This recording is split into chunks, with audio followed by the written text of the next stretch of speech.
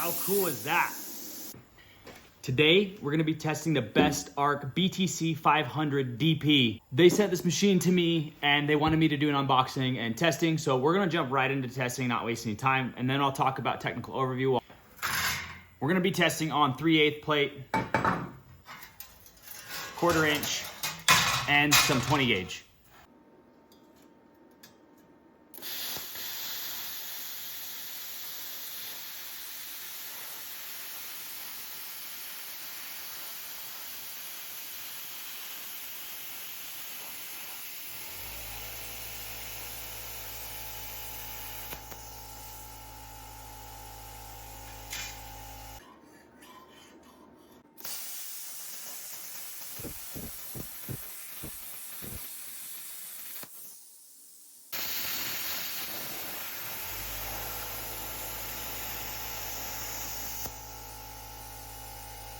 A few different test cuts, and then on this one I'm going to show like you can punch through the steel. This is pretty cool that you can do this.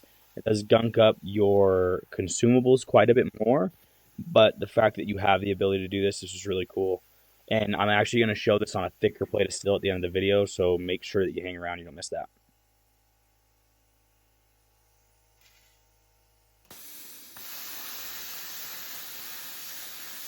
So on this piece, it's just 1/4 inch, trying to cut a straight line. The material is pretty dirty, so dragging it at a consistent speed, you're going to see here in a second, is kind of difficult. And this is where I actually make my mistakes. So this is no fault to the machine.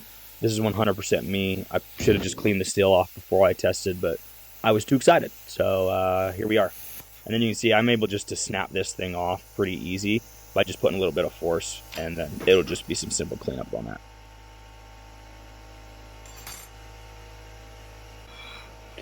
Okay, so now we're going to go ahead and we're going to move on to, this is 3/8 steel. So these are just steel coupons that I use for testing some other things. All right, this is 3/8. We're going to go all the way to 50 amps and 60 PSI.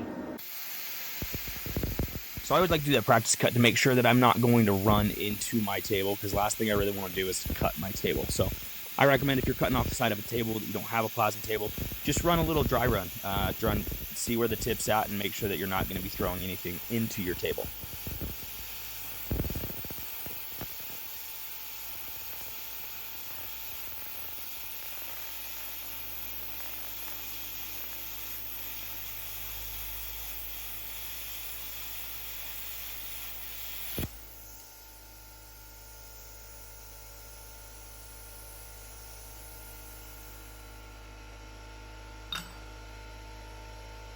So this is another thing that I'm doing, is just practicing putting 3/8 with the backing strip in. This is just a piece that I've practiced with.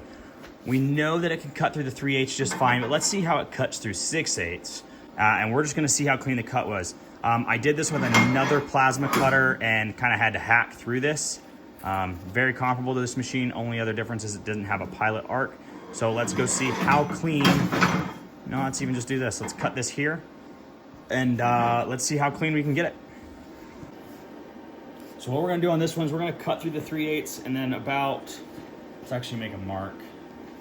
We're gonna stop and let the air build back up about right here. And then we just wanna get through this.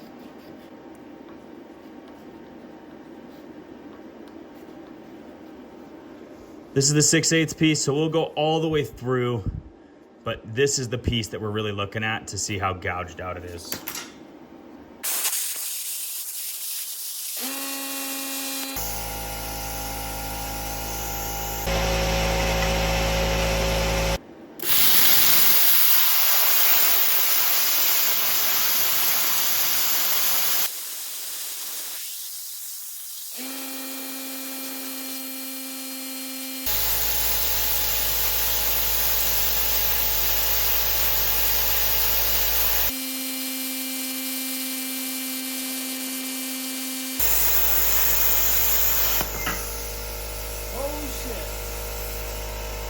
Super impressed. That's 6/8. That's awesome. So this is my neighbor, and he's never used a plasma cutter, so let's see how easy this is for someone who's never used a plasma cutter to use.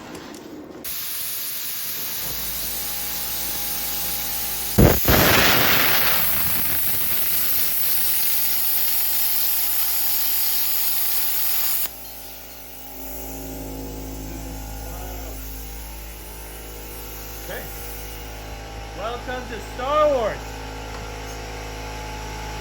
That's so cool. Super easy to use even when you've never used one. Yeah, yep. Absolutely never touched one of these things in my life. Okay, so regular unboxing videos are kind of boring, so here we're just going to show a time lapse. But what I have to say is this stuff was packaged really well. It was super easy to just pull out and be done with. Okay, so now you guys saw the test. You saw the test from someone who's used plasma before. I wouldn't say that I'm an expert by any means, but I'm familiar with the process and how it works, as well as a guest star appearance from my neighbor who has never touched a plasma cutter. And then this is the results of going through 6/8. Who did that bug? Anyway, this is 6/8, right? So I got 2 3-inch plates, 3-inch backing strip on this, and this is a pretty clean cut. I would say that I would be pretty happy if I could do that. Obviously, you're not going to be cutting, 12 inches of it, but if you need to cut something out real quick, I could grind this down and you would never know that it was cut with a plasma. Now that we're done with all the testing, let's jump into the technical overview for those of you who care. So some pretty cool things about this machine that I really do like.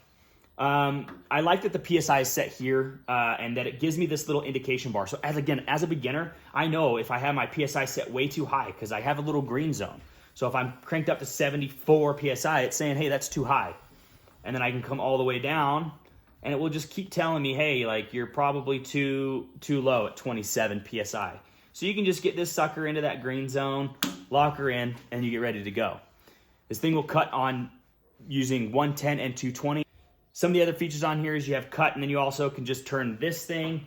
Maybe you need to clean something up. And I can just use this as a quick area to clean whatever up. Maybe I'll probably actually use this to get a lot of this dust into a pile.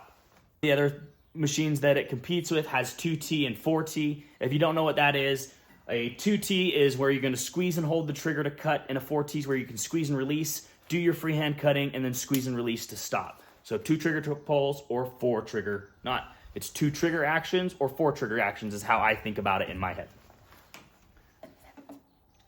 You also can go over here and you can set the post time. So post time, 15 seconds. That's gonna keep your consumables cool. If you have a small pancake compressor like I do, that's gonna make your compressor kick on way more often. But it is gonna save your consumables, which is super nice. So I can go from 15 seconds all the way down to 3 seconds on my post time. You can also adjust the pilot arc time. So I can go to 15 seconds of pilot arc time, meaning that that thing is going to light that pilot arc, hold it for 15 seconds before I start cutting. So if I wanna make sure I'm comfortable, I can go ahead and set that before it's gonna know it's gonna be cutting. Or I can run it at 1 second. I run it around 3-4 seconds just to give myself a little bit of breathing room before. So let's go back over to the back side of the machine so I can kind of show you a little bit about what's going on over there. So on the back side of the machine, you have a simple on-off switch that you have here. So we'll keep this off. And then you have your air-water separator. Now, there are a lot of other budget options that have this air-water separator that it just kind of sticks out or you have to assemble. This came just like this. And what's super sleek about this one compared to some others that I've seen and used is the quick connect is already attached on here. So I don't have to do any setup or anything. And this is actually really well protected by this cage, so I'm not too afraid of it getting kicked around inside of my shop. We're gonna do the mild still play button.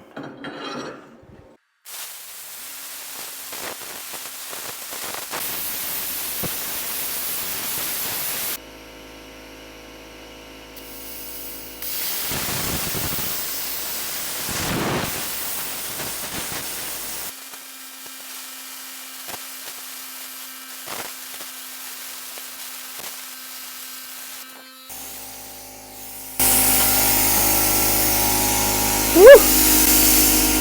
That's hot. Okay, players. You saw it here first. If you want one, find me on Instagram and I'll make you one. All right, so there you have it, the unboxing, the testing, and the technical overview of the bestarc, BTC500DP. This one is the 7th generation. So if you're in the need for a plasma cutter and you're in the market and you would like to have a pilot arc, you should really check this machine out. Those are my thoughts, and until next time, thanks for stopping by.